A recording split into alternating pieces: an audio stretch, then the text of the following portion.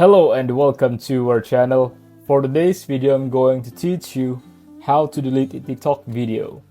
Before we get started, please don't forget to like and subscribe and click the notification bell for you to be updated to our latest tutorial videos. Without further ado, let's now begin. Open up TikTok app and head over to your profile page. Tap the profile icon at the bottom right hand corner. Tap on the video you would like to remove. Say I want to remove this video. Click on that. Tap the three dots below the comment icon here. And from here, what you're gonna do is scroll to the right until you see the option to delete the video. Now just confirm the deletion. Tap the delete button if you're now certain to delete such video. Once you tap the delete button, your video is now permanently removed from TikTok and cannot be recovered. And that draws an end to this tutorial.